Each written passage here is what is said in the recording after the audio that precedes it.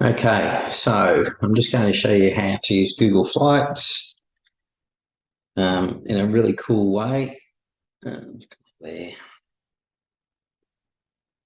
This is what we use mainly for searching for flights for travel and stuff. And we go into this google.com travel flights. So this is really useful because we can say Melbourne to London. Excuse me, if I can type. There it is. Then we'll just put in a date. We're going to go economy. We're going to go one way because we travel one way most of the time. And firstly, you come up when you do this and it actually shows you the cheapest flight on the individual days. So depending on when you want to go. So we were probably looking at April. So we just scroll across. And you can even see here, see the flights go up a fair bit from March into April. So maybe we'll say, well, we'll go a little bit earlier and we'll go on the 24th.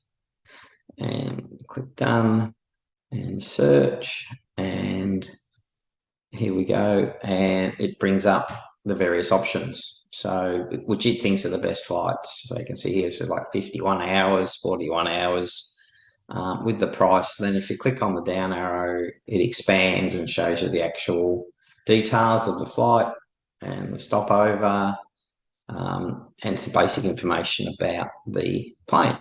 Okay, so that's all good. But, you know, and then you can go up here and you can go just, I'll check the next day.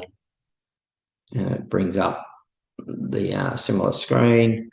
And you can also bring up this date grid, which brings up just if over a week's period, the cheapest flights.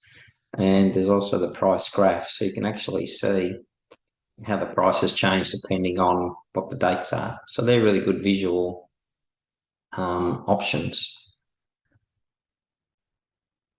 Okay, and then you also have other filters you can put in here, but you can do number of stops, which airlines, obviously add bags in, price range. So if you don't want to pay, you know, more than a certain amount, you can say, I really don't want to pay 2,000 maximum, and it'll then filter that list to do that. Also, if you're not interested in 2 stops, you might just say, I just want to do 1 stop, and it'll filter those results out, so you can, you know, look at it, and you can look at time of departures and all sorts of other things. So that's all fine. I'll just clear these now. Any number of stops, all airlines. I'll clear all. Okay, so that's fine. So that's really good. But the more coolest thing that I've come across, which is just came across by chance, is if you actually go in here and you don't say London, but you say the United Kingdom, for instance, as a country rather than a specific city, it changes the whole way it presents the information, which is fantastic. I'll just bring it up here. So now you can actually see, because we're pretty flexible at where we fly to. We really don't care a lot of the time, as long as it's into a general area. But as you'll see now, what it's done, it's showing us on the 25th of March from Melbourne, one way for one person. We'll just do that so that we see the prices and economy. But it also shows you all these other places that you could fly to. So as an example, you know, if we want to go to London, that's $9.55, which looking at that is the cheapest. You go to Berlin for $9.22. And if you zoom in, it will then expand some of these other little dots that aren't showing, or you can just hover over them and it will show you that. So Basel's only 1,366. I think, oh, that's not too bad, but not as good as 9.55 to London. But one of the really cool, you can zoom in just using the mouse to zoom in or out, because once you've done it to a country, it actually then just looks, as we scroll around, it just shows you where you can go on this particular day, all over the place. So it sort of is quite good to give you some ideas about where else, you know, you could possibly go for that amount of money.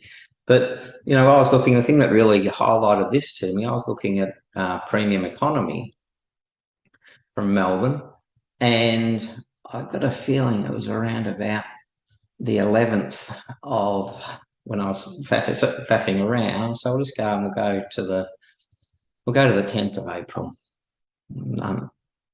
And we're trying to get to Europe as cheaply as we can.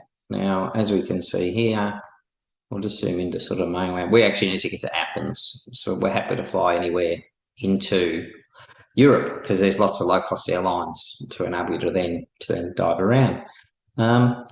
So I did that and I was okay.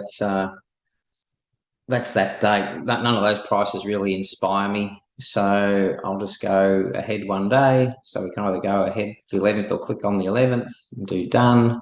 See how that changes things. And so the cheapest is about 2010 for Paris, just having a quick scan around.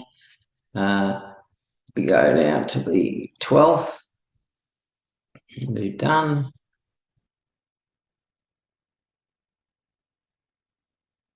And we look and we go, oh, and we go, bingo, look at that. There's one in Frankfurt for 1,338, which is brilliant, fair for premium economy. So then you can just click on that and it changes this left-hand panel, shows you the options. So this is a Vietnam Airlines premium economy.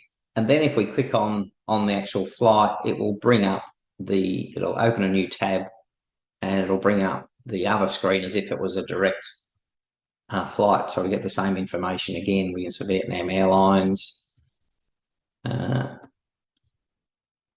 hours to Saigon, 6.5 hour layover, and then an overnight flight to Frankfurt. So we go back to the so I wonder what it's like. Maybe the 12th not ideal for us. Maybe we want to go on the 13th. So we'll just change the date to the 13th and do done. And is it going to be any better than 1338?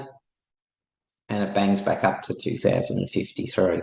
So just by changing the date here and scrolling through the different days, you can very quickly visually see where might be the best place to fly into. So whether it be the whole of a continent, or just one country. I mean, we can look here to see, it's only 12,000 to go to Swansea, but all sorts of other places within it. So it's just a really, really cool way of being able to sort of see what options there are out there. So I just thought it was worthwhile knocking up a quick video to illustrate this, and that. So yes, I hope that might help someone, and happy travels.